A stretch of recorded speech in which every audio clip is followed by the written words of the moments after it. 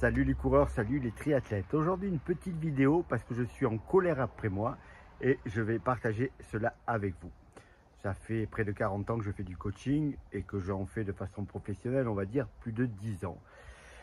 Ça fait toutes ces années où je passe mon temps à expliquer à mes athlètes comment gérer les blessures.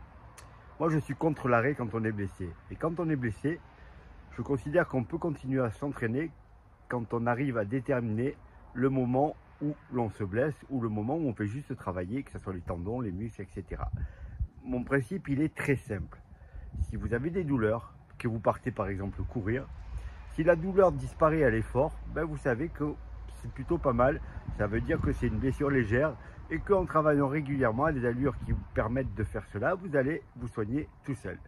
Ensuite, le deuxième type de blessure, c'est on a mal, on part faire une séance de sport, on a toujours mal, mais on sent bien qu'il n'y a pas d'amélioration, mais qu'il n'y a pas non plus d'aggravation de la blessure.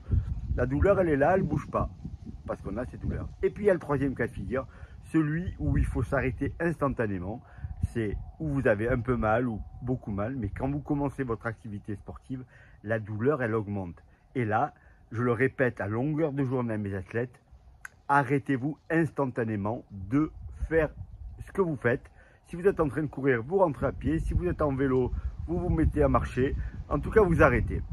Et moi, ça fait maintenant un mois que je suis blessé. Ça fait un mois que j'ai cette cruralgie sur la cuisse gauche qui est super douloureuse. Alors, c'est une blessure un peu spéciale puisque c'est un nerf qui est pincé et qu'on n'arrive pas à le faire passer. Mais au départ, qu'est-ce qui s'est passé réellement ? J'ai passé tout l'été à m'entraîner pour préparer le début de ma préparation du marathon de Valence pour être au poids, etc. Et ce jour-là, j'ai une séance de 8 fois 2 minutes à, on va dire, allure 10 km. J'ai un petit peu mal à ma jambe, etc. Je fais mon échauffement, mon footing d'échauffement. Ça va, c'est correct. Et puis j'attaque les répétitions. Alors c'était 3,25, 3,30 environ, dans ces eaux-là. Je fais ma première répétition et là je sens la douleur qui monte un petit peu. Mais il fait chaud et puis j'ai pas très envie de faire cette séance. Et je me dis Michel, là tu es en train de chercher une excuse pour pas faire ta séance. Donc tu vas faire une deuxième répétition et tu vas faire une troisième, une quatrième et tu vas aller jusqu'à 8. Et là je fais ma deuxième répétition, même un peu plus vite que la première et là la douleur elle augmente. Mais même chose, je me redis allez déconne pas, c'est pas vrai, t'as pas tant mal que ça, continue. Je fais la troisième répétition et là j'ai les larmes aux yeux qui viennent tellement ça me fait mal.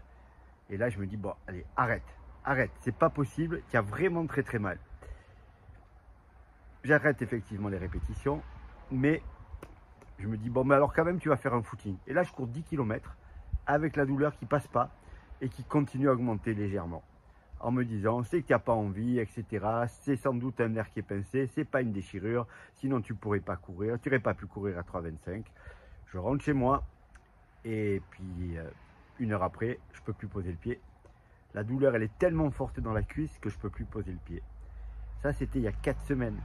Si j'avais géré ma séance comme je dis de faire à tous mes coureurs, c'est-à-dire à la première répétition, arrêt immédiat, retour à la voiture, je rentrais à la maison, je me massais, je m'étirais, je faisais les petits exercices pour soulager la cruralgie. Je sais qu'aujourd'hui, je n'aurai plus rien.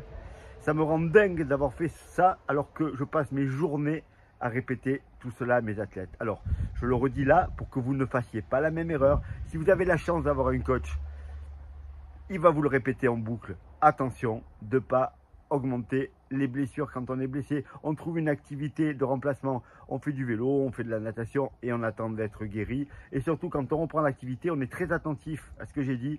La douleur stagne ou diminue. C'est bon, la douleur elle augmente, on arrête immédiatement. À cause de ça, je vais peut-être viander ma préparation pour le marathon de Valence si elle commence, parce que là déjà il me reste plus qu'une semaine et demie et je me maintiens en forme comme je peux. Là je vais faire du rameur, enfin voilà, je fais un peu ce que je peux pour garder la condition physique, mais il me faut au moins 10 semaines pour espérer faire 2h44 parce que ça devient compliqué et il faut vraiment que je puisse faire une prépa. Donc j'ai 2 semaines pour que cette douleur disparaisse.